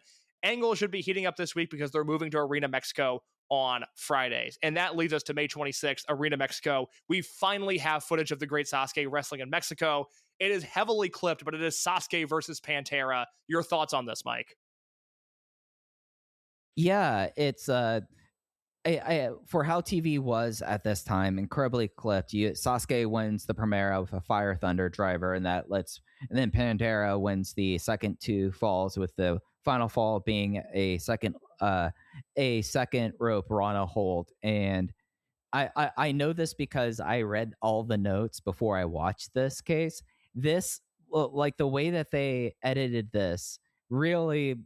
It was an emphasis kind of on Sasuke doing a power bomb and then looking in pain after every single bump on that hard ring canvas. Even a back body drop, and it looked like how Sasuke now looks like today after a space war. It looked brutal for him. And I don't know if this will be the case when he shows back up in 1999, but I was taken aback by how small Sasuke looked in the CMLL ring. Yeah, because that CMLL has always had former boxing rings back in the day, and I think rings. He just looks tiny, and it's not an issue that he runs into in New Japan. I think in New Japan he looks like everybody else. Here, I was like, oh, he kind of doesn't look major league. Now it doesn't help, and Dave notes this, that there were only 1,800 fans in attendance, which is rough. And also, like you said, this match was edited down. About 7:30 of what was a pretty long match was shown. By all accounts in the magazines, there was extreme frustration over the way that this match was edited, because they took out all of Sasuke's dives and allegedly butchered the match to show what Mike was just talking about. But in reality, the full version of this is better than the reality of it that we got, the clipped version of it. I do like it for the historical anecdote, though, of Sasuke working in Arena Mexico. Yeah, and I guess like if you are EMLL and you think about, I guess they change over this year to CMLL, so we are using CMLL now. Mhm. Uh, it does kind of make sense why they would edit this match this way towards Pantera, because if you're looking at this purely through Luderoth eyes, that this is some Japanese guy who's coming in, who's looking at our training schools and seeing who might want to go make some actual money, given how bad payoffs are with the peso devaluation. So from a pure CMLL perspective, I get why it was edited in this sort of way, but I do think that, God, you know that they have this match in full somewhere. If the tape's not destroyed over time, I would love to see this I would whole really like to thing. see it. I'd like to see the photos from the magazines of this match, because I get the impression we were robbed of some really good stuff. Yeah, imagine what like Boxy Lucha has. Like Roy Lucier probably has this magazine at his house. Right, it's probably now. sitting on his desk right now. He was probably just scanning it for unrelated reasons. It's just something cosmically. No, but it's cool to see like how deep of a relationship Pantera has with this promotion. We kind of see like two sides of it, and then even though we are not going to cover 2025 or modern whatsoever, like his son now having a consistent role in modern Michinoku Pro, it's just nice to see like these kind of relationships like develop and persist over generations of families. Yeah, that's the thing. For those that don't know, Pantera, is it Pantera Jr. or El Hijo de Pantera that now works? El Hijo del Pantera, because this Pantera is technically Pantera too. Okay, so anyways, Pantera's son now works for Michinoku Pro, and Dr. Lucha had a great write-up last year when the young Pantera won the Masked League, of him calling his father in the middle of the night in Mexico time to say, hey, I the same tournament you were once in, I now won. Isn't this a great thing for the family? So yeah, I mean, it's a weird thing because we don't really think about Pantera being a legacy member of Michinoku Pro, but he's been there since Hamada's Universal, and now he has a kid still working in that promotion. Yeah, like he will not make a top 5 list of most important foreigners in this promotion, but like I feel like he's as much of the fabric of the promotion as, say, Superboy was.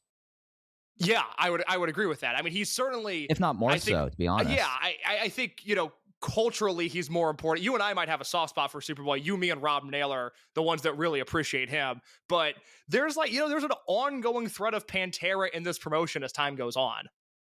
Yeah, it's kind of nice to see. So we move away from Mexico. Again, I think the Sasuke Pantera match is worth watching for the historical significance of Sasuke working Arena Mexico, but it is clipped, and it does not appear to be well clipped. So, if you're crunched on time, I would skip that, because we have to move on to the emergence of Doc Dean, who was a junior heavyweight wrestler from All Star Promotions in England. This was somebody who for a very long time was in a tag team, the Liverpool Lads, with Robbie Brookside.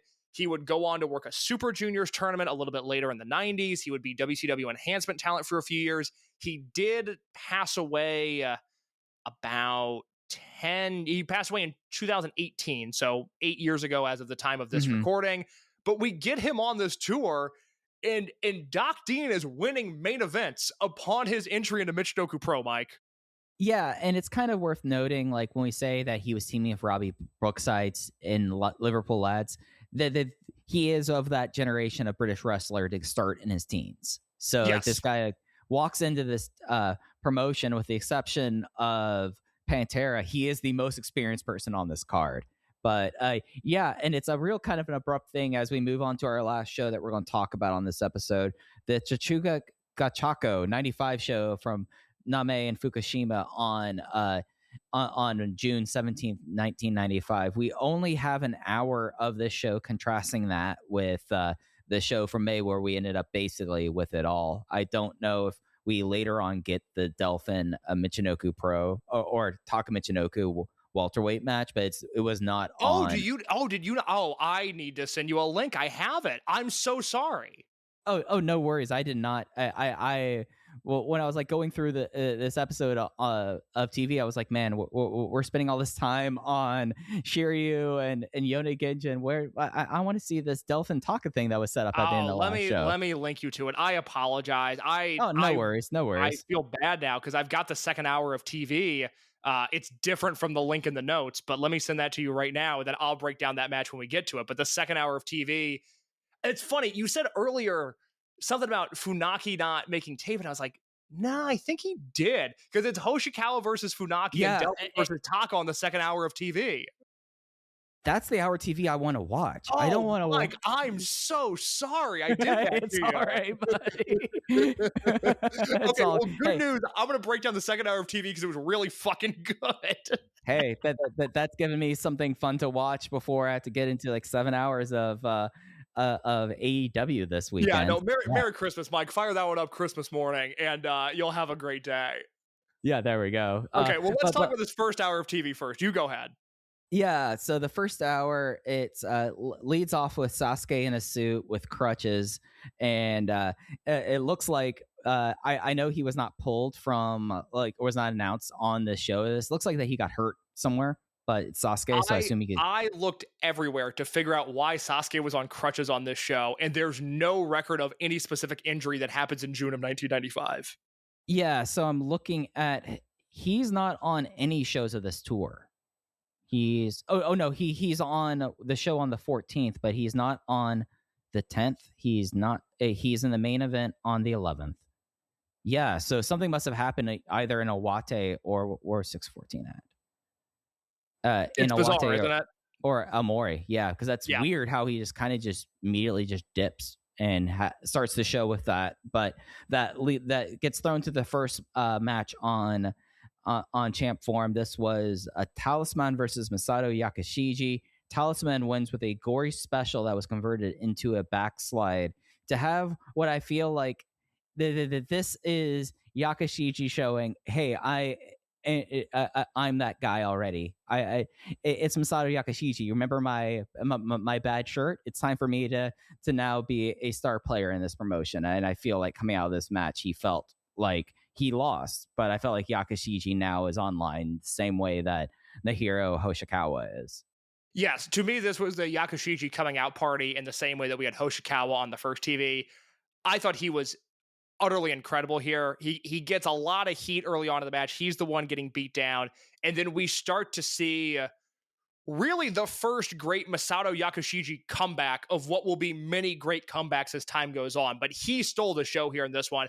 I thought this was an excellent opening match. 3.5 stars for me off the back of Yakashiji's great work. Yeah, and you know what it is that he does for the first time, at least that I remember in these matches, that he didn't do before this case. He has like this little hop that he does before he starts doing a rope run. That like it's like his first step looks like he's almost like a cartoon in a track, doing track and field, and then he's like starts hitting the speed with it. And this is the first match I noticed he kind of had that hop. Yeah, he's one of those guys that as time goes on and you and I, devour his footage and have seen his prime already before doing this podcast. He's one of those guys where nobody really moves around the ring quite like him. The weird example that I'll draw a comparison to, even though they're nothing alike, is I always feel that way about the Briscoe brothers and always have, that they move around the ring in a way that nobody else does. Yakashiji's the opposite of that, but the same truth is there in that the way he hits the ropes, the way he throws strikes, the way he does dive, it's just entirely different than anything that anybody else is doing. Yeah, and Talisman here, it felt a little bit more like that he was more kind of ingratiated with it. He was good in this match. This was a really good match.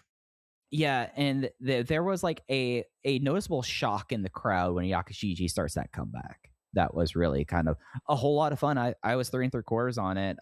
I'm glad that my boy is already contributing in a positive fashion come June 95. That means we got like at least 3 more years of prime Yakashiji ahead of us. No, I mean, this was my big takeaway from this TV more than anything else. Was I was sort of able to rub my hands together and go, okay, I think Yakashiji's the guy now. I think we're going to be on a roll of watching him in really high level matches going forward, which is really, really exciting for you and I in particular. Absolutely. And a little bit of a pleasant surprise, at least for me, was the next match on this hour. Kai and Tai, Shiryu and Terry Boy versus Delphin Core, Grand Nanawa, and Yone Genjin. Yes, I said positive of Yone Genjin, but that's because this match kind of becomes to be a point where Shiryu and Terry are tired of Nanawa hiding behind Genjin and just turn into a 2-on-1 for the remainder of the match. And from that point on, I thought that this match was a whole lot of fun. It's sort of an unbelievable Shiryu performance. He's way better than what this match called for. And his diving senton on the finish was brutal as fuck. Yeah, it was really, really exciting to see. And that is sort of what we were talking about at the beginning of this episode, where you can tell something has shifted in this promotion where it's not entirely Sasuke, Delphin, Shinzaki reliant anymore. And these two TVs are without Sato, who broke his leg right before the 514 television taping. So this TV in particular, you're talking about no Sasuke because he's on crutches, no Shinzaki because he's gone, no Sato because he has a broken leg. And it's a really, really good episode of TV. Mike, you haven't seen the second hour of TV. It's really, really good. So you end up in this position where I don't think a show like this would have been possible at this time in June of 1994. But by June of 1995, the floor has been raised on this roster to a noticeable degree. Yeah, and when even someone like Yone Genjin can get pulled up to a 3.25 star join in progress match, it does make the parts that don't stick out, that don't work, stick out a little bit more. Mm-hmm. Like, so the finish in this match was Terry just catching Nanawa in a pile driver. Then one of the heaviest looking diving sentons you will see, doing the shout out to Sato, getting the win. And then the continued brawl happened because, of course, you have Yone Genjin. He's going to brawl, and Wellington Wilkins comes out with a giant stick to fight things off. So we're immediately reminded that we can't have nice things all the time in this promotion. Yone Genjin is not good. He was just in a good scenario for once. Very much so. I think that's incredibly well put. After that, we had Doc Dean and Hanzo Nakajima doing promos. Doc Dean, for the first time we've really had English at all during Michinoku Pro. It's worth noting that the only thing he really says is that Doc never loses. And it's worth noting that he walks into this match as the inaugural British Commonwealth champion. I guess he won a 64-man tournament on the Isle of Sheppey to get that. And this Doc Dean guy, I remember him from his WCW jobber days, but geez, how do you describe how Doc Dean looks like both in this promo and then in this match? The promo, he has on a Georgetown basketball hat, which is really tight. Aggressively 1995. Aggressively 1995 with the Umbro t-shirt and circle glasses. Yeah, like he's like full, like right out of the Faith No More concert. Yeah, no, he looks like he should be performing at the Hacienda with the lads and Pulp any day now. And then he comes out in this match and he has on like 1980s babyface gear with tassels all over. And I know he's British. I know he was from Liverpool, but like the most hair metal / AAA hockey player from Laval, Quebec mullet I've ever seen in my life. Like Mario Lemieux and Jaromir Jagr would look at this mullet and go like, that guy's got some flow with him.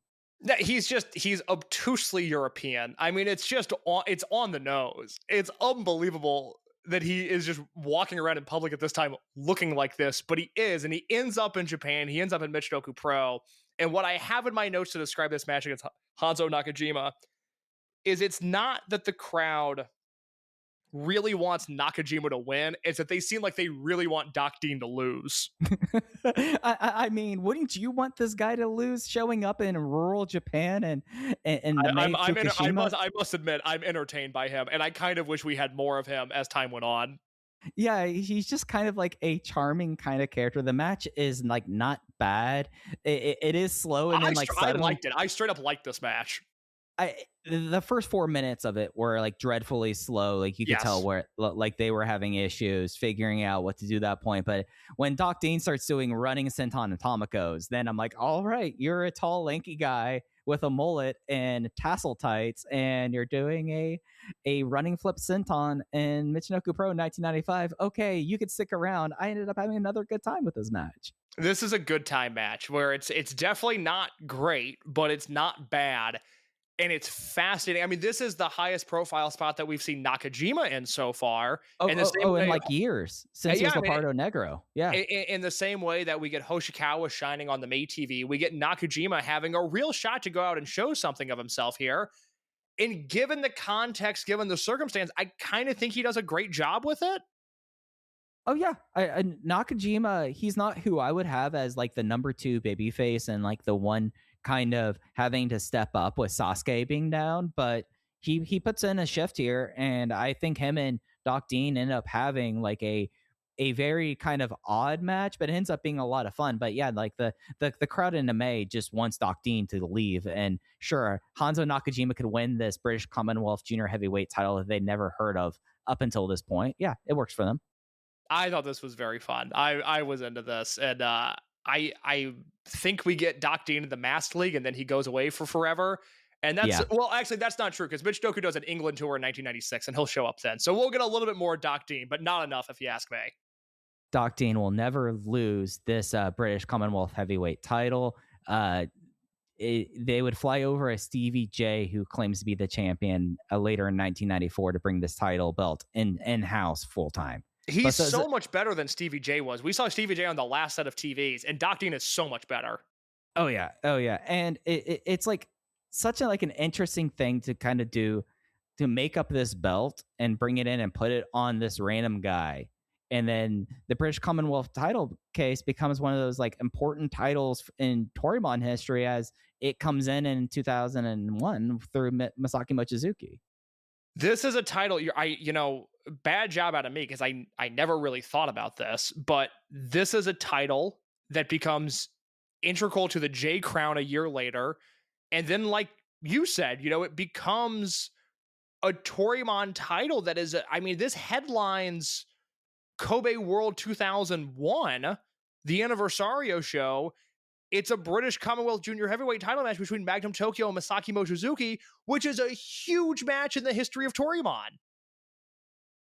Yeah, and this belt later on kind of becomes the thing that Shuji Kondo, like his first like big separate accomplishment away from Italian Connection, and they have hopes with it getting it onto June. Then the belt just dies and has never been seen or heard from ever since. Bad job out of me. I never even thought about that you're right. This Doc Dean match that happens here paves the way for literally some of the biggest matches in Toryumon history. Yeah. Japanese wrestling history at the J Crown too. It's wild. That's bizarre. You're right. I never even thought about that. You're right. Dirt Bike Kid, is that so? When Dirt Bike Kid comes in, is he holding this title? He comes in because it comes in after it being randomly vacated, and he comes in randomly as the champion, and then he has his falling out, and then they put the belt back onto Tiger Mask and on a UWA London show in 1999. Okay, and then Curryman gets it, and then Tiger Mask wins it back from Curryman. Yeah. Well, the Cage Match has Pentagon. There's a chance that Curryman vacated it. I would like to watch this Tiger Mask versus Pentagon match from 2000. I would like to watch. That sounds very good. And then Mochi beats Tiger Mask for it, and we talked about that on the M2K podcast we did in February 2024. That's amazing. I never thought about this, about just how important this British Commonwealth Junior title is. Yeah, no, it's absolutely wild, and it kind of starts here on this random show. I love that. So the second half of TV you have not seen. I almost don't want to spoil a ton of this for you. Here's what you need to know about the second half of the TV. It starts with studio coverage, and they're going through one of the magazines from Mexico of Sasuke's trip to Arena Mexico. It's big. This is when Apollo Dantes had just turned heel, and so the magazine coverage is that, and then you see some photos of Sasuke. It's cool the way they break that down. There's a Hoshikawa versus Funaki match that you will love. It's the best shooty Hoshikawa match we've seen so far. Oh, hell yeah. I wrote down in my notes, I'm curious, put this in the Discord when you eventually watch this, when this episode comes out, when you get a second to watch this. I wrote that I think American TV wrestling could actually learn a lot from this match, which is a weird thing to say about a 90s Japanese shoot style match.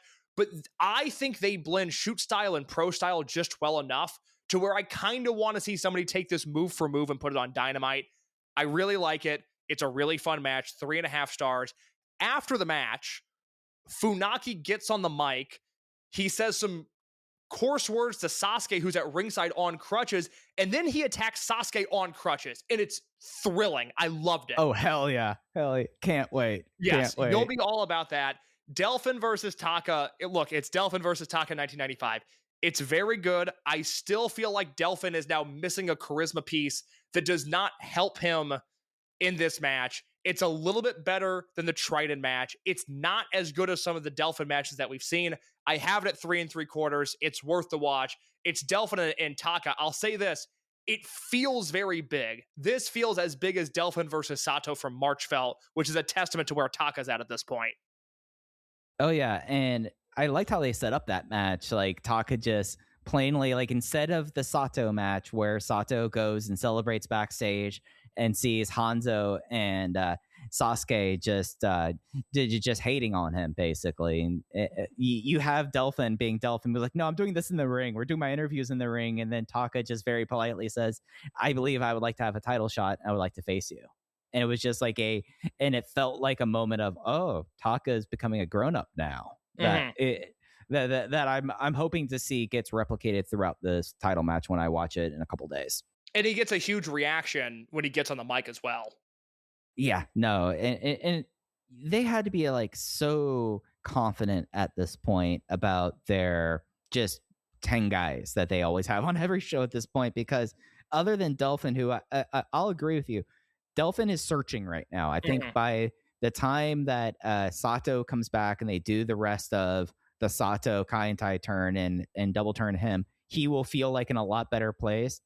Maybe it is that losing the belt against Sato was a time for him to kind of cycle down until that final push, and he's just kind of sticking out a little bit because everyone else, I mean, Yakashiji, Hoshikawa, and Nakajima out of nowhere, like this, when you like take like the traveling component and the 10 guys that you see on basically every single show, what we've seen over the case of these first 10 episodes case is really how you get a core group of wrestlers up to snuff and then being able to capitalize on some fortuitous pop culture things, and it's all really feeling off to the races. Now, this was a really enjoyable set of TV. There's a lot to recommend here. The Sasuke and Hoshikawa tag from May, I think, is essential viewing. I think you should watch in order.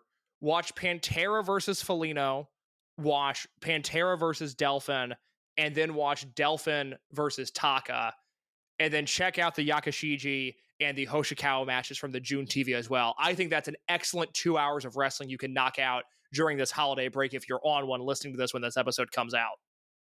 Yeah, absolutely. And it's such a fun thing to see Michinoku Pro hitting on this level right before case next time. It's about time to talk about that dang Mask League. Fukuman Mask League coming up. That is our next episode. Nothing else to preview there. You know it. You love it. We're going to break it down in full the next time we talk on those days.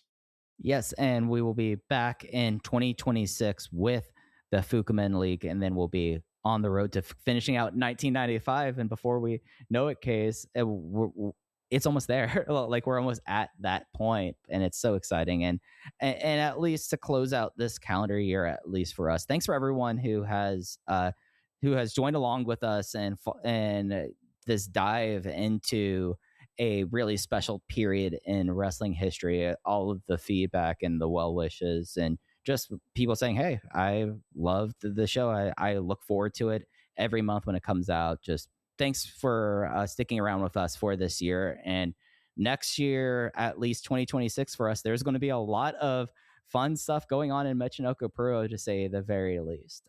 Case, did you have anything you wanted to touch on before we get out of here? I echo all of those sentiments. I really appreciate people being as into this as they are. And we will talk to you more in 2026. Absolutely. So if you want to follow us on social media, Open the Voice Gate is on both Blue Sky, and Twitter at Open VoiceGate. Case is at _in_your_case. I'm at Fuji Heya.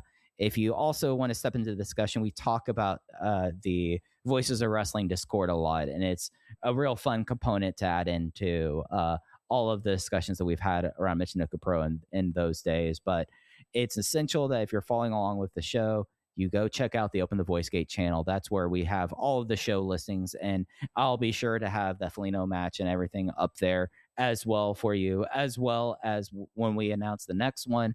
Right now, at least at time of recording, if you're listening to this over the next week, our Ulti Award ballots are being posted there, and we'll talk about that on the next Open the Voice Gate episode that you'll get, the last one of 2025. You have one more time you'll hear us for in this year. But I think that's going to do it. Thanks for everyone for joining us this time on Those Days. Next time, we'll be back with you with the first edition of the Fookman Mask League. Take care, everyone. Hi, I'm Andrew Rich, and if you're like me, you look at the state of modern wrestling discourse and think, wow, what a cesspool. That's why I'm here to tell you about Music of the Mat Remix. That's right, your favorite wrestling music podcast is back with a new format, where I bring on a guest and we play songs related to wrestling-themed topics. It could be a wrestling reference, a wrestling concept, a wrestling pun, things of that nature. Now you might be saying, Andrew, that is a very, very tenuous connection to pro wrestling on a wrestling podcast network. Is this just an excuse to hang out with your friends and talk about music and ignore the rest of the wrestling landscape? Yes. Yes, it is. So listen to Music of the Mat Remix on the Voices of Wrestling Podcast Network, available on Apple, Spotify, or your podcast player of choice.